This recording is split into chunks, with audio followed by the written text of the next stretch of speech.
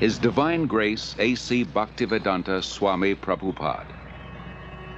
The movement he started is now known to millions around the world, yet he himself remained in the background. Without personal ambition, he worked humbly to spread Krishna consciousness, devotional service to the Supreme Personality of Godhead. Yet his achievements and personal character did not go unnoticed.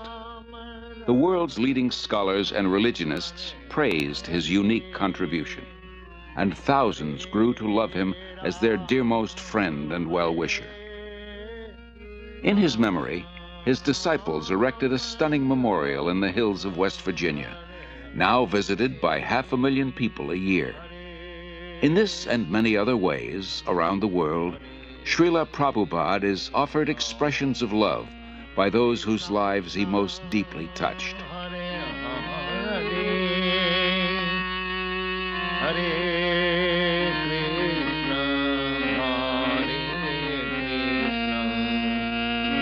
Krishna Krishna Hare Hare Hare Rama Hare. Always remember Krishna, God, and never forget him. This was the goal of the rich spiritual culture that flourished in India for thousands of years. Even today, Lord Krishna is remembered and glorified through monumental achievements in architecture, art, drama, music, dance, and philosophy. Calcutta, 1896, the capital of India, the crown jewel of the British Empire, an elegant city of wide avenues and spacious parks. It is here that Aboy Charanaravinda Bhaktivedanta Swami is born. A pure devotee of Krishna from birth, Aboy Charan is raised in a well-to-do mercantile family. From infancy, he goes with his father to the Radha Krishna temple, and at age 4, the child spontaneously begins worshipping similar deities in his home. When Aboy Charan hears of Ratha Yatra, a traditional festival in honor of Lord Krishna, it further inspires his natural devotion. With his father's help, every year he holds his own small celebration, drawing the neighborhood children into the festivities. At age 8, Aboy Charan enters the nearby Mati Lal Seal School. After graduation, he attends Scottish Churches College, one of the most respected in Calcutta. At the time, Mahatma Gandhi is organizing his countrymen in a nationwide boycott of everything British. Gandhiism is surging through India, uniting her in a massive non-cooperation movement. Sensitive to British subjugation of India's culture and people, Aboy Charan becomes an early supporter of Gandhi's movement. But 1922 marks a turning point in Aboy Charan's life. He meets Srila Bhaktisiddhanta Saraswati Goswami, the greatest devotee of Krishna of his time. Srila Bhaktisiddhanta belongs to the disciplic succession of spiritual masters extending back to Lord Krishna himself. He convinces Aboy Charan that Krishna's spiritual message transcends India's dependent position. Nothing is more important. He requests Aboy Charan to spread Krishna consciousness in the Western world. Aboy Charan hears and is deeply impressed.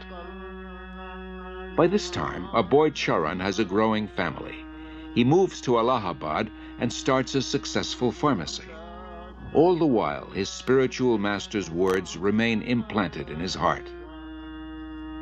In 1933, he becomes a disciple of Srila Bhaktisiddhanta, who comments, "He will do everything in due time." 3 years later, Srila Bhaktisiddhanta leaves this world, after again requesting Aboy Charan to preach in English. Aboy Charan takes his words to heart and starts writing prodigiously. In 1944, he single-handedly begins publishing and distributing Back to Godhead, a fortnightly. The first issue addresses the crisis of war. The Second World War within 20 years is scourging the earth. Back to Godhead points out that people throughout the world want an end to war. But so often they want God's kingdom without God, and they cannot have it. All our plans will be doomed to failure by our own selfishness unless we turn to God. After the war, Aboy Charan moves to Jhansi and founds the League of Devotees. He prepares a charter for an international organization, its members dedicated to a peaceful, God-centered life. Acharya Prabhakar, his first disciple, remembers. शिक्षा लेने के लिए, दीक्षा लेने के लिए उन्होंने प्रश्न किया. He was always teaching Krishna consciousness, and people came to him for knowledge. After hearing from him, many wanted to become his disciple. He told them, I can make you my disciple, but first you please chant the names of God and give up cigarettes, meat-eating, illicit sex, and gambling. But few people would agree to give up these habits. Then he said, Indians are imitating the Westerners. I will make disciples in the West. Then when the Indian people see Westerners following religious principles, they will also follow. Following tradition, at age 58, Aboy Charan retires from family life, and 5 years later accepts the renounced order. He is now known as A.C. Bhaktivedanta Swami. He lives alone in the historic medieval temple of Radha Damodar in Vrindavan, engaged in deep studies and writing. It was in Vrindavan that Lord Krishna revealed his pastimes 50 centuries ago, and saintly persons throughout the ages have worshipped this land as the most sacred on earth. Unlike other holy men who live there, Bhaktivedanta Swami is not thinking of retiring. For him, Vrindavan is a source of inspiration, an ideal place to chant, worship, and write. Here he begins work on his life's masterpiece, translation and commentary on the monumental devotional classic Srimad Bhagavatam. Bhaktivedanta Swami calls it a cultural presentation for the re-spiritualization of the entire human society. But often he leaves Vrindavan to print his magazine and books in nearby Delhi. Traveling takes time and tolerance, but Bhaktivedanta Swami accepts it as part of his spiritual mission to broadcast devotional service to Lord Krishna. He writes, Our leaders have carefully set aside the treasure house of India's spiritual asset, and they are imitating the Western material way of life. But people are more unhappy than ever before because of the exclusion of the most important part of life, the spiritual aspect. In Delhi, Bhaktivedanta Swami personally distributes copies of Back to Godhead, and with small donations, struggles to maintain the publication. He regularly sees Surendra Kumar Jain, a printer. It was somewhere in the month of February 1956 that I first met Prabhupada. He came to my press for getting the magazine printed, Back to Godhead. I found that it was not very easy for him to collect money. He would come to the press practically every day, and after the printing was done, he would do everything himself. But he was a dedicated person, a very committed person. And at the times when he was not in a position to pay the bills, I would ask him, why are you running this? Why don't you stop it? He would say, no, it is my mission.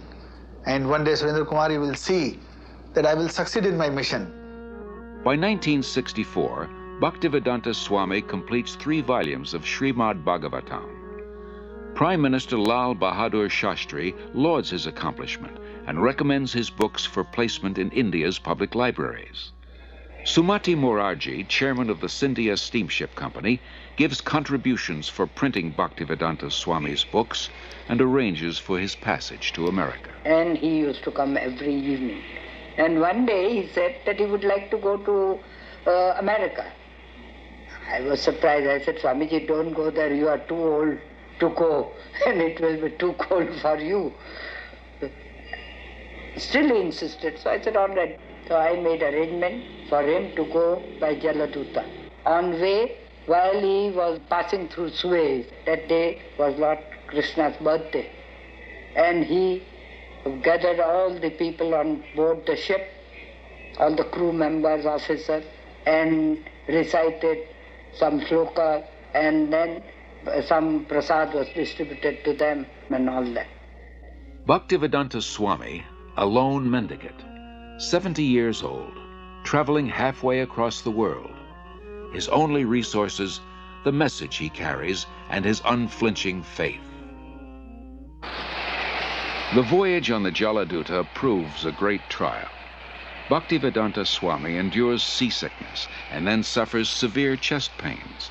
In 2 days, he has 2 heart attacks. If another comes, he thinks he will surely not survive. But gradually, he recovers.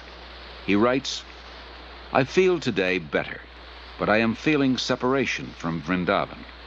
I have no qualification, but I have taken up the risk just to carry out the order of my spiritual master." September 17th, 1965. The Jaladuta arrives in Boston Harbor. On board, Bhaktivedanta Swami writes, "My dear Lord Krishna, you are so kind upon this useless soul, but I do not know why you have brought me here. Most of the population here is absorbed in material life. How will I make them understand your message? I can simply repeat your words, and if you like, you can make my power of speaking suitable for their understanding. I have no devotion, nor do I have any knowledge, but I have strong faith in the holy name of Krishna. I have been designated as Bhaktivedanta, devotion with knowledge, and now, if you like, you can fulfill the real purport of Bhaktivedanta. Signed, the most unfortunate, insignificant beggar, A.C. Bhaktivedanta Swami." Bhaktivedanta Swami first stays in Butler, Pennsylvania, in the home of a friend's son, Gopal Agarwal, and his wife Sally. The Swami was a friend of my husband's father, Mr. Agarwal, in Agra, India. And he asked me to sponsor the Swami, and that's what I did. And that's why he came to our house in the middle of the night one night. He stayed with us for a month in Butler. And I learned, over the time, I learned to love him as I would a father-in-law. He was a very sensitive and kindly type of person. He was indeed one of the most unusual men I've ever known in my life. The Swami came with so few possessions. He came with the clothes he had on his back. He had a typewriter, and he had his books. And he had a bag of cereal. Imagine coming to a country on the other side of the world with so little, and yet he came with so much in himself. The Swami brought a pan with him in which he cooked his food, and in fact cooked our lunch too. Our little boy was only 6 months old when he came, and the Swami was there when Bridge first stood, and he laughed and laughed to see him stand up. When he laughed, he was just oceanic. He just seemed to take in the entire universe when he laughed, and he laughed a lot. I enjoyed my association for that 1 month with him about as much as I've enjoyed anything in my life. Although comfortable in Butler, Bhaktivedanta Swami thought the most important philosophy in the world, Krishna consciousness, should be spread in one of the most important cities in the world, New York. He moves to 100 West 72nd Street. 3 months later, his typewriter and tape recorder for translating are stolen. Bhaktivedanta Swami later said, "I came to America risking my life. I was physically unfit and at the fag end of my days. Sometimes I did not know where to live, nor was I used to the severe cold. Seemingly I was alone for 1 year, but I never felt alone. I always felt the presence of my spiritual master, so I did not lose my enthusiasm, despite all difficulties." Bhaktivedanta Swami arrived in America during a decade of discontent.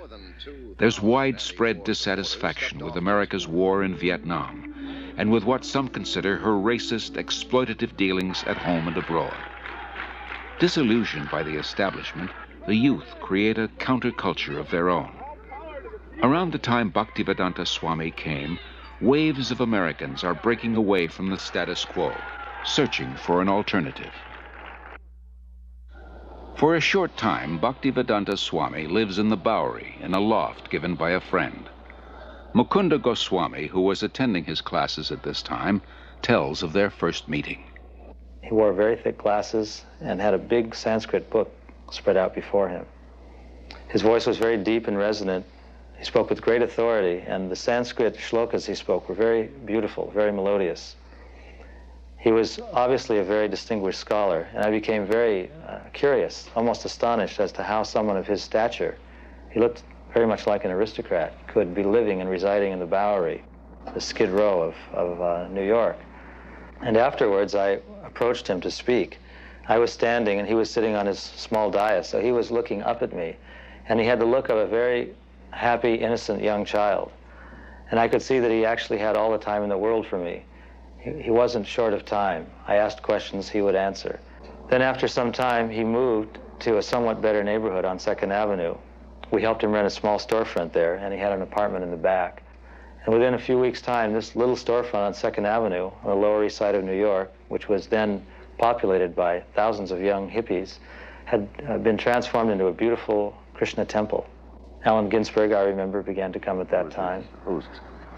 When he moved down the Lower East Side, I thought that was a stroke of brilliant social judgment, because traditionally, Swamis, yogis, Zen masters all moved uptown to the rich and were sponsored and funded by the rich, and you would find Krishnamurti living in elegant apartments on the Upper East Side, with drawing rooms and French furniture, and here was Bhaktivedanta, like in the depths of Calcutta, where the hippies were, and where the acid heads were, and the freaks, and the amphetamine heads, and the meth monsters.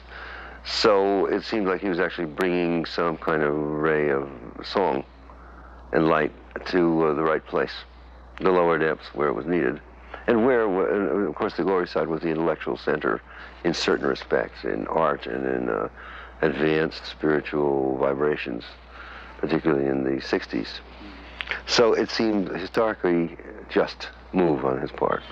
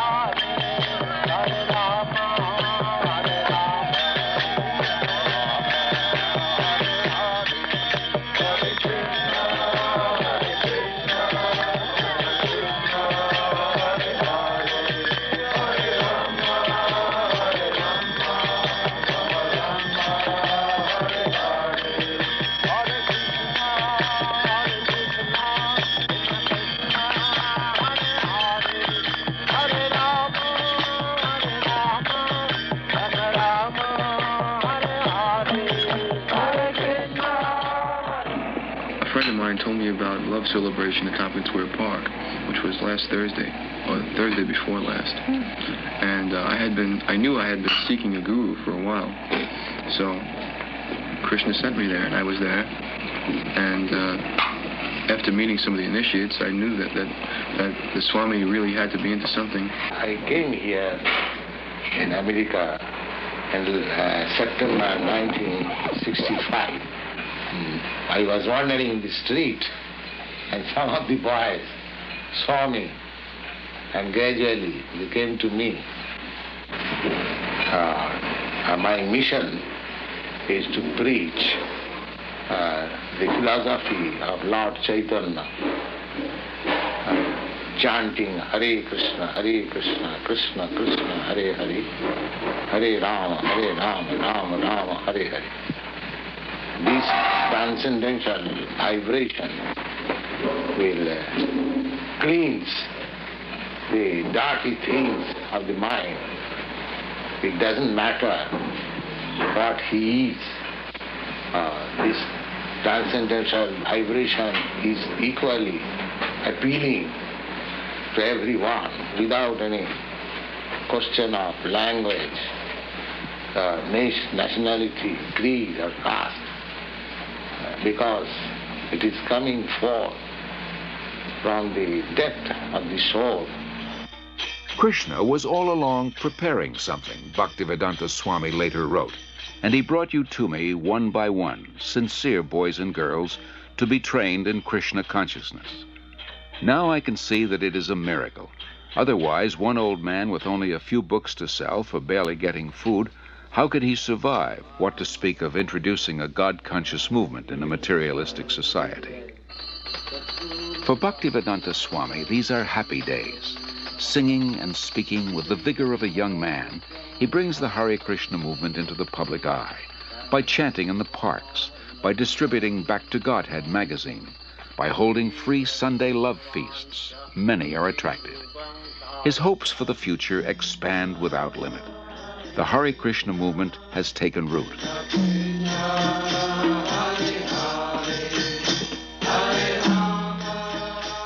Sometime in the spring of 1967, people handed me clippings from New York newspapers saying that there was a Swami in New York City. So I went to New York to look up this person and his movement. My first contact was with disciples apart from Bhaktivedanta Swami, and I was frankly somewhat disappointed by the disciples. They seemed to be not very informed about what they were doing. They were unclear about the whole thing, and yet they were terribly serious and terribly devoted to what they were about. And I couldn't put those two pieces together, you know, their confusion, uncertainty on the one hand and their commitment on the other, until I met Bhaktivedanta Swami. And as soon as I met him, which was after several visits to the temple, I realized that this was the person who really made the whole thing go. But the impressive thing about that was he was never himself in the center. He never said, you should do this because of me. He always said, you should do this, and I should do this because of Krishna. When he gave them instructions to do what they thought were impossible things, like he told one of the early disciples, go start a magazine. The guy had never had any contact with a magazine before in his life except to read one. And he said, how am I to do that? And Bhaktivedanta Swami said, Krishna will help you. He was just astonishing in terms of the personal impact that he had on people, the way that he was able to give them confidence in themselves, but more importantly, give them confidence that there was a guide who was leading them and would give them the strength that they needed. Bhaktivedanta Swami does not belong to New York. He belongs to Krishna. So when a few of his followers invite him to San Francisco, he goes and introduces the freewheeling youth to Krishna, his ancient culture, his spiritual food, his eternal chant, the way to stay high forever. In the heart of the hippie movement, Haight-Ashbury, Golden Gate Park, and in the hearts of the hippies, the Hare Krishna mantra resounds with unimagined potency.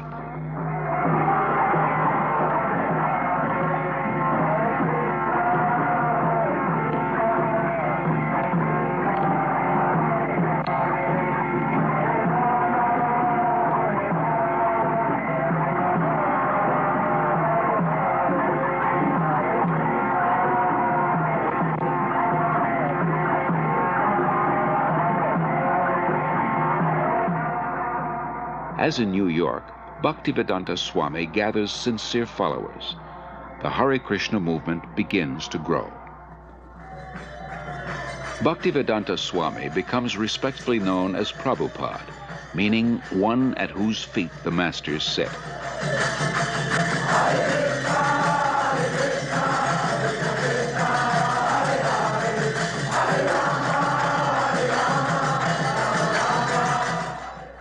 From Montreal, Prabhupada sends 6 disciples to open a temple in London. Yamuna Devi Dasi remembers. So we went to London that fall, and although we had no permanent place of residence and we were completely dependent on Krishna, somehow or another, by the enthusiasm that Srila Prabhupada had given us in Montreal, we were able to make contact with George Harrison, who was a member of the Beatles at the time. And he was such a pleasant person to be with. He so much appreciated the Hare Krishna mantra that he immediately said, let's make a 45 record. So we'd cut a record, and he was very pleased with it, did a little background music on it, and it was released, and Apple organized tours for us. We went to Germany and France and had television coverage. And in this way, the London Times wanted to do, the Sunday Times wanted to do a feature on us. And we were able to send the report back to Srila Prabhupada with the headlines, "Krishna Consciousness Startles London." As people come to him, convinced of the Krishna conscious philosophy, Srila Prabhupada accepts them for initiation, not on the basis of birth, as in the rigid Hindu caste system, but on the basis of qualification and sincerity. In the whole history of Indian spiritual life, no one has ever attempted something as bold and seemingly impossible, to transform Westerners into full-fledged devotees of Lord Krishna. But by his intense spiritual energy and compassion, Srila Prabhupada is successful beyond his own expectations. How old is the movement? Well, from historical point of view, it is about 5,000 years old. Why has it just begun to really catch on in the Western world? I mean, just recently, in recent years, has it begun to sweep the Western world? Why is this? The Western world, the younger generation were being frustrated with the hippie movement. So, when they saw something tangible, they accepted it. What things would, if everyone in the United States believed in Krishna to the extent that you do, what would happen to this country? How would it be transformed? They'll be very happy and peaceful. There will be no more hippies. What would you describe as a hippie? Someone who smokes. You know better than me. Something extraordinary. The thing that really inspired me the most about Srila Prabhupada was his complete dedication to his devotees. The thing that Prabhupada liked the best was to be with his disciples. It wasn't that he took on large amounts of disciples and then sat back and then just pushed them to do this and that and the other for himself. He did more for us than we ever did for him. And traveling with him personally, I got to see what a tremendous sacrifice he made for us. Even when he was ill, he would still preach. He would still be concerned. He would still be asking after how things were going in the society that he created, how were individual disciples doing. He always had time also to look to our personal needs. He was very concerned. Prabhupada wasn't aloof. All he really wanted was us to reciprocate the love that he gave to us. And if we reciprocated, he would give us more. So my personal experience with Srila Prabhupada was that I found in him a person that I could actually genuinely, fully give myself to. In Srila Prabhupada's eyes, Krishna consciousness is not an armchair philosophy or a part-time religion. It is a way of life, a transcendental culture that can end man's political, economic, and social problems. To realize his vision, Srila Prabhupada circles the globe 14 times in 12 years, inspiring his followers and discussing Krishna consciousness with all interested persons. His door is open to everyone. Actually, nothing is private property. Everything belongs to God. Rather, we have stolen God's property and claiming my property. That is Australia. The Englishman came here, but is that the property of the Englishman? It was there. America, it was there. And when everything will be finished, it will be there. In the middle we come and claim, it is my property and fight. To revive the Krishna conscious tradition in its full richness, Prabhupada envisions God-centered, self-sufficient farm communities based on the principle of plain living and high thinking. The first such community begins on 133 acres in the hills of West Virginia. Prabhupada calls it New Vrindavan, after Krishna's place of pastimes in India. In 1972, Srila Prabhupada begins a Krishna-conscious primary school system in Dallas, Texas. Srila Prabhupada very practically introduced a primary school system to teach children self-realization along with regular studies. This means that the Gurukul system is unique in that the educators are themselves free of vices. We could hardly find an institution where the faculty members are free of loose sexual relationships, intoxication, smoking, although they may have good credentials academically. That would be rare to find. But in Krishna consciousness, the teacher must also be on the platform of pure devotional service, because the children are very impressionable and they'll learn whatever their educators are actually doing, not just what they're saying. So these were some of the principles that Srila Prabhupada introduced in Gurukula. Srila Prabhupada gradually trains his disciples in the time-honored tradition of deity worship to help them advance spiritually. He explains, "I have introduced this system of deity worship among the non-believers, the atheists. Krishna cannot be understood with our present senses, but by his kindness he agrees to personally appear as the deity to accept our service.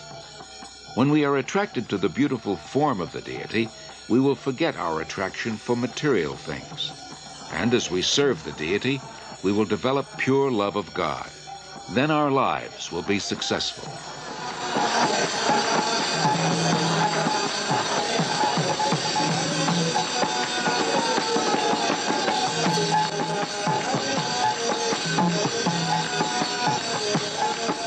In Melbourne, Australia, Srila Prabhupada worships Lord Chaitanya, a divine incarnation of Krishna. By Chaitanya Mahaprabhu's mercy, we have installed the deity here in your country. We are very fortunate that Chaitanya Mahaprabhu has come to your country to teach you how you become free of all anxieties. This is Chaitanya Mahaprabhu's mission.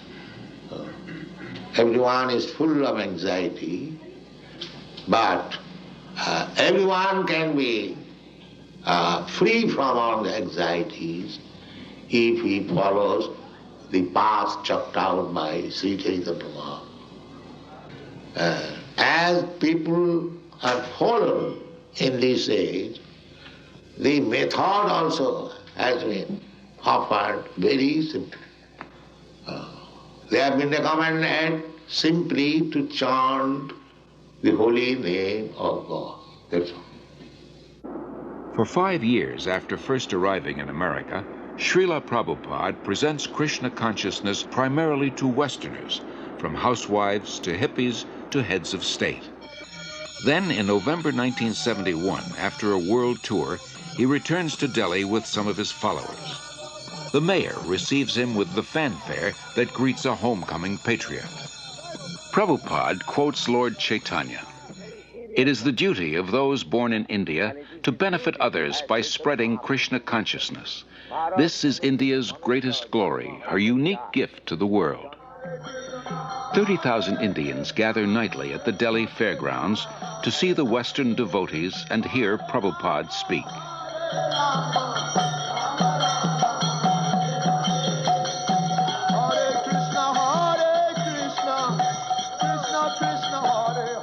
To bring about this change in India, that the revival of Krishna consciousness, Prabhupada's plan was to bring his dancing white elephants. He told us that when I bring my Western disciples to India, they will all come to see my dancing white elephants, he said. So we were actually very fond of being Prabhupada's dancing white elephants. We took that as the special mercy of Prabhupada on us, that we could be his dancing white elephants and help him in any way we could to preach Krishna consciousness in India. Prabhupada was told by an astrologer in Navadip in West Bengal that when he saw Prabhupada's face, a photo of Prabhupada, he said, this man, he has the ability to make a house in which the whole world can live peacefully. To make a house in which the whole world can live very peacefully. And when I told Prabhupada that, he said, yes, that is my mission, that within Krishna consciousness, the whole world can live peacefully. While the Hare Krishna movement spreads worldwide, Srila Prabhupada wants to nurture its roots in India. He journeys to Mayapur, West Bengal, the birthplace of Lord Chaitanya. It was Lord Chaitanya who inaugurated, 500 years ago, the congregational chanting of God's holy names. In Mayapur, devotees purchase a small tract of land and start constructing an international guest house. For a handful of devotees who know nothing about construction, this is not an easy task. Srila Prabhupada directs and encourages them. For ourselves, he says, we are happy and satisfied living in a grass hut. But if we simply have a hut, who will come here? The more we develop our land, the more people will be attracted. Prabhupada plans to build a temple of understanding to house the world's largest planetarium, and around it, a spiritual city with schools, shops, farms, and many temples for worshiping Lord Krishna. Within the hearts of India's people is a natural respect for the eternal Krishna-conscious culture. Many come forward to take part in Srila Prabhupada's movement and accept initiation from him. No one should go hungry within a 10-mile radius of the temple, Prabhupada instructs. In March 1972, devotees start the ISKCON Food Relief Program, distributing prasad, vegetarian food offered to Lord Krishna. As the Mayapur project develops, Prabhupada invites his disciples from 6 continents to join together yearly on the anniversary of Lord Chaitanya's appearance. Prabhupada wants them to be purified and inspired by remembrance of the Lord in his holy land. In Vrindavan, Srila Prabhupada treats his followers to a guided tour of the holy places and personally relates Lord Krishna's pastimes. The devotees relish a bath in the sacred waters of the Yamuna River.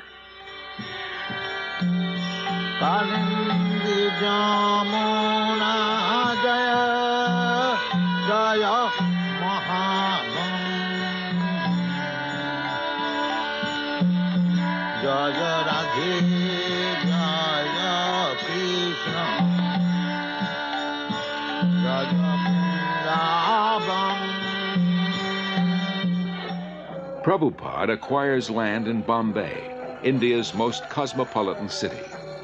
Although he has only a hut for a temple, Prabhupada envisions an international cultural center. His ambition is to give as many people as possible access to the nectar of transcendental life, whether through philosophy, service, or spiritual food, so that everyone can become happy, hopeful, and peaceful. Dr. N.D. Desai, a leading Bombay industrialist, recalls. From 1971 through 1977, I must have met Prabhupada many, many times. And each time I met Prabhupada, I would try to find fault with him. And even I would try to make him angry, or I once even tried to find out whether he was greedy.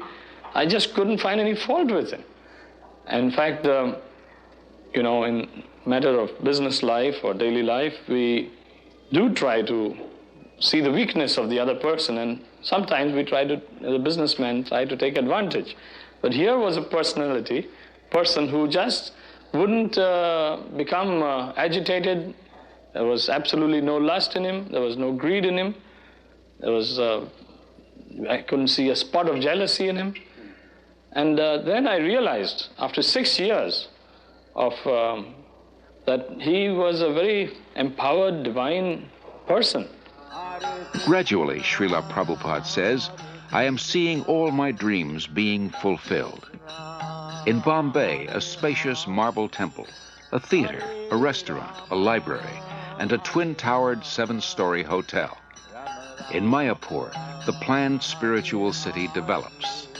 Hare Krishna, Krishna Krishna. In Vrindavan, the popular Krishna Balaram Temple, an international guest house, and a secondary school. Prabhupada sees his society grow into a worldwide confederation with more than 100 temples, restaurants, institutes, schools, and farm communities. 500 years ago, Lord Chaitanya predicted that one day the holy name of Krishna would be heard in every town and village of the world. By the mid-70s, Hare Krishna becomes a household word. When I first met the first Hare Krishnas, I can remember how surprised I was, and really I wondered what this meant. The costumes and the chanting and the shaved heads appeared a little strange, a little bizarre to me. But the more I came to know the movement, I came to find that there was a striking similarity in the essence of what they were teaching and saying, and in my understanding of the original core of Christianity. That is, living simply, not trying to accumulate worldly goods or profit, living with compassion toward all creatures, sharing, loving, and living joyfully. I am impressed with how much the teaching of one man in the spiritual tradition that he brought has impacted itself into the lives of so many people. So in my own view, his contribution is a very important one and will be a lasting one. As a child, Srila Prabhupada celebrated Rath Yatra near his home in Calcutta with his playmates. Years later, he is still celebrating the Rath Yatra festival, but now on the main streets of 20 large cities around the world, and with hundreds of thousands of disciples and guests.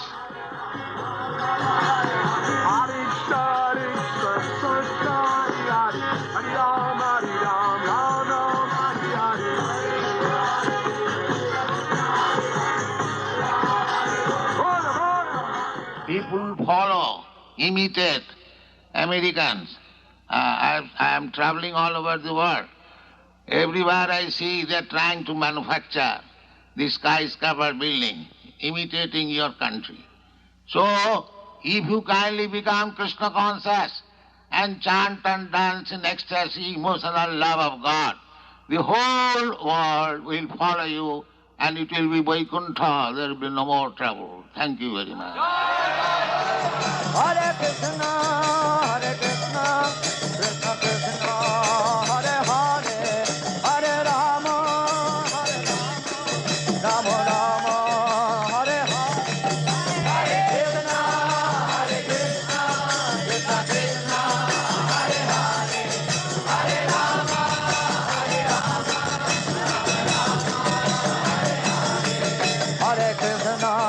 Hare Krishna, Krishna Krishna, Hare Hare, Hare Rama, Rama Rama, Hare Hare. Hare Krishna, Krishna Krishna, Hare Hare, Hare Rama, Rama Rama. Whether before huge crowds or a few disciples or alone, Srila Prabhupada's mood of devotion prevails.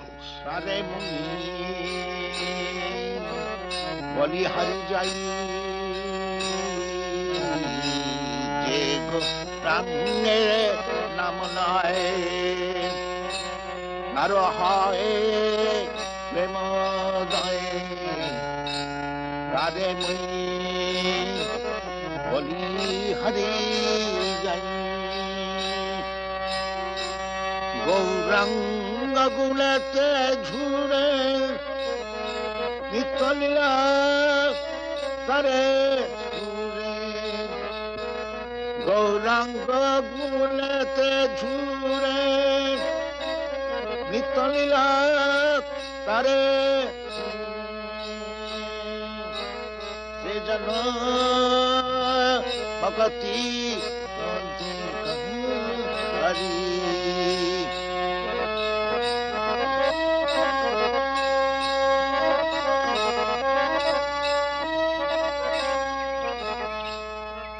Wherever in the world he happens to be, Srila Prabhupada follows a regular daily schedule. In the quietude of the early mornings, he goes out for lengthy strolls and shares intimate moments with a small group of students and guests. Rejecting superficial and dogmatic thinking, he carefully guides his students to increased insight and understanding. After his walk, Srila Prabhupada greets the deities of the Supreme Lord, offers obeisances, and lectures on a verse from Srimad Bhagavatam.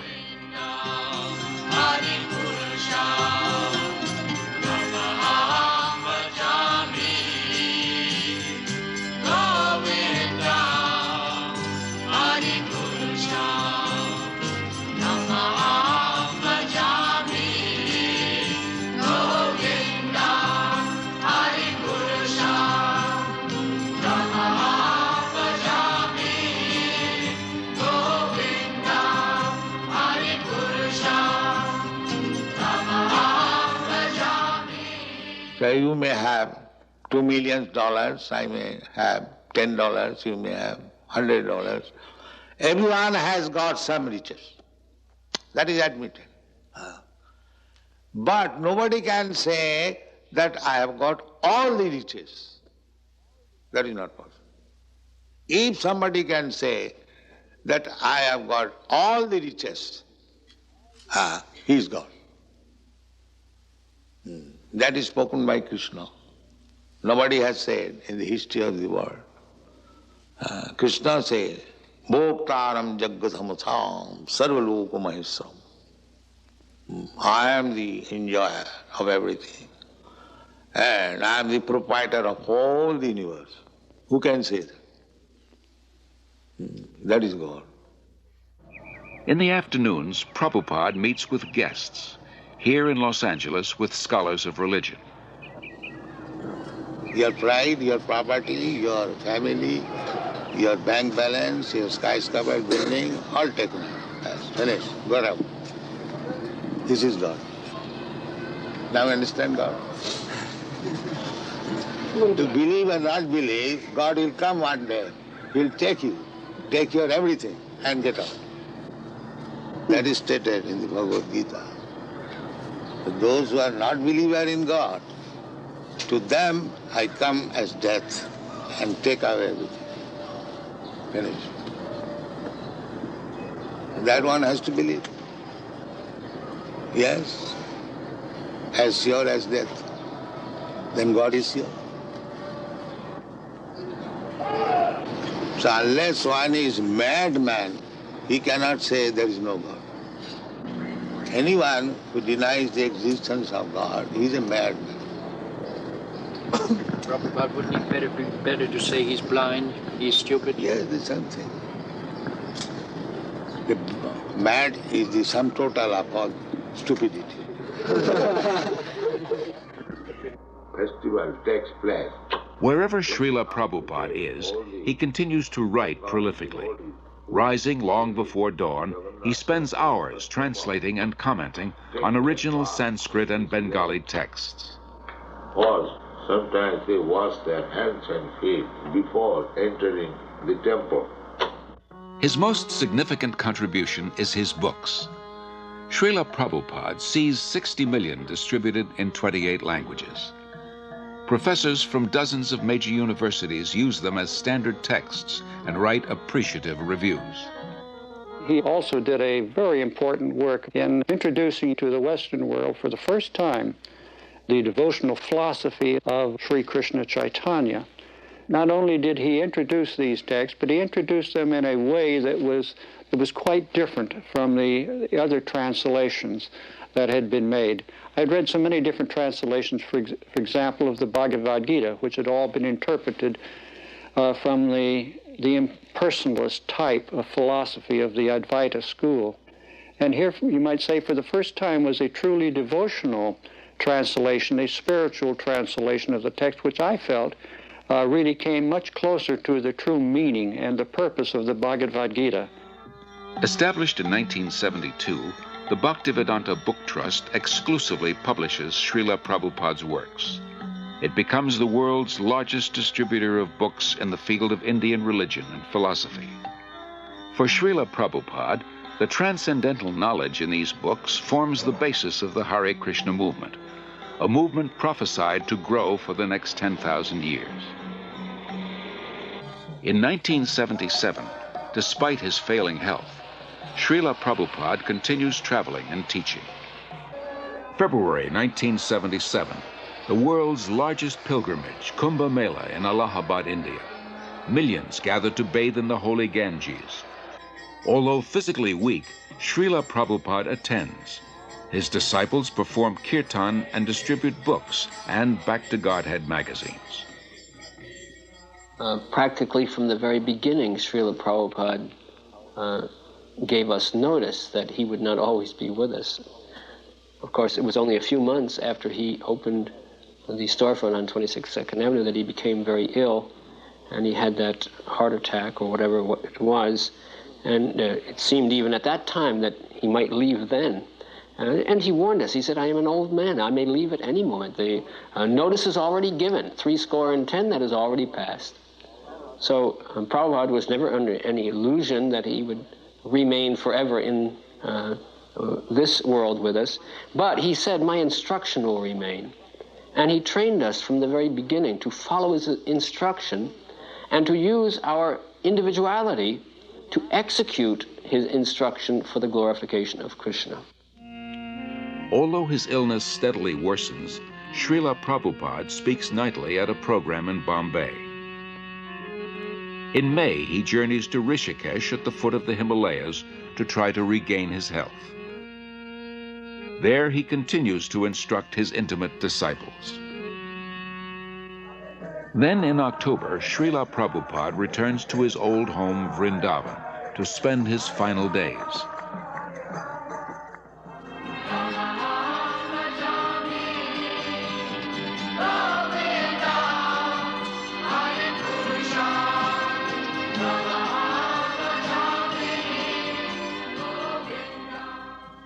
Even though he is physically incapacitated, Srila Prabhupada's intellect remains clear. He continues dictating translations and comments on his life's work, Srimad Bhagavatam, until days before he departs from this world. Everything is active, moving by the supreme desire of Krishna. This consciousness is Krishna consciousness. November 14th, 1977, His Divine Grace A.C. Bhaktivedanta Swami Prabhupada passes on.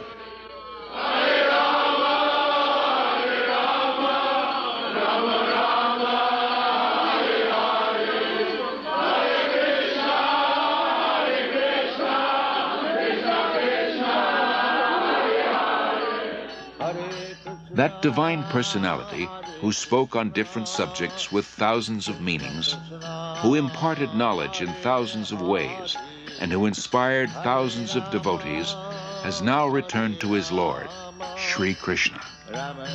Being kind to his devotees, Lord Krishna gave them the association of Srila Prabhupada. Being independent in his desires, the Lord has now broken that association. Yet Srila Prabhupada remains. He lives forever in his teachings, and he lives forever in the hearts of his followers as their ever well-wisher.